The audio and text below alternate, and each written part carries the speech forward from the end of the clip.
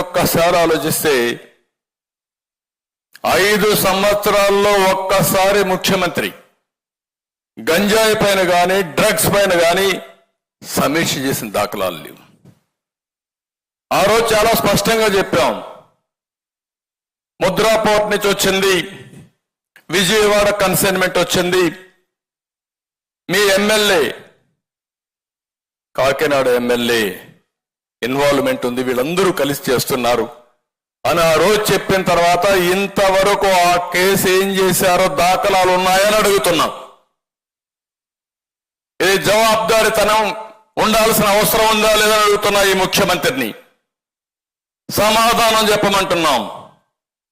నిన్న ఏదైతే విశాఖపట్నంలో జరిగితే మీరు ఆ ఫోటో చూస్తే వాళ్ళ పార్టీ వ్యక్తి ఫోటో ఏంటి,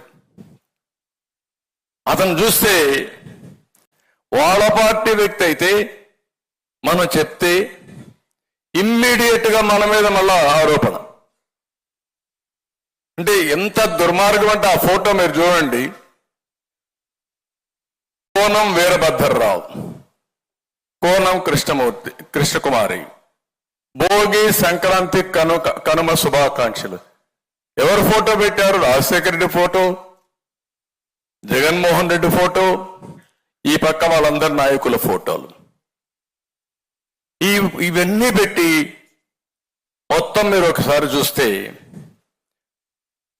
అదే సమయంలో బ్రెజిల్ ప్రెసిడెంట్ తో ఆయన అవుతానే విజయసాయి రెడ్డి ఒక ట్వీట్. వీళ్ళు ఎక్కడికి వచ్చారో నాకైతే అర్థం కావడం లేదు. ఇప్పుడు కంటైన్మెంట్ ఎక్కడి నుంచి స్టార్ట్ అయ్యింది? బ్రెజిల్ నుంచి స్టార్ట్ అయ్యింది. బ్రెజిల్ నుంచి స్టార్ట్ అయ్యింది. వైఎస్ఆర్ కాంగ్రెస్ నాయకుడు ఈ స్టేట్మెంట్ చూడండి. క్లియర్ గా congratulations to Luiz Inacio Lula da Silva on being elected as the new president of Brazil, hoping that the new government will strengthen democracy in the country and put an end to years of decisive administration. Brazil president తో connection ఉంది. గొప్ప నాయకుడు కదా ఆయన,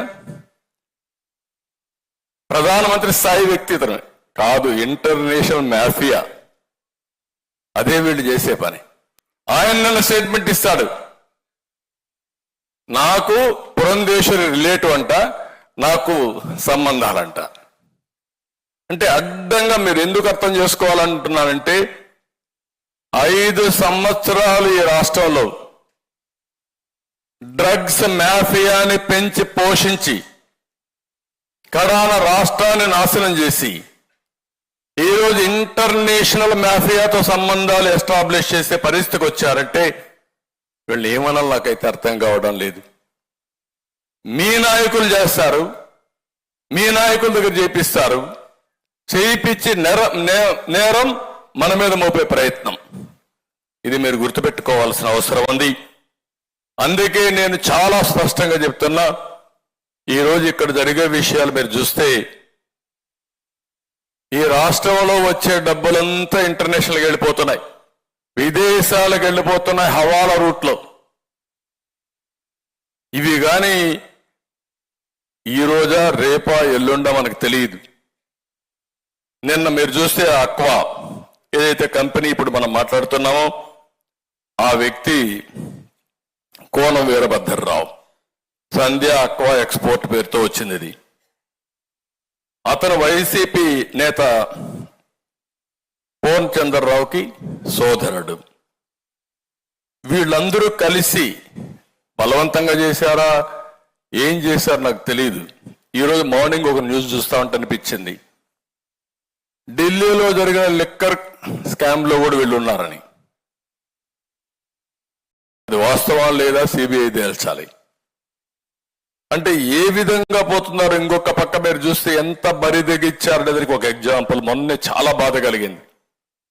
APPSC 2019లో టెండర్లు పిలిచి నేను notification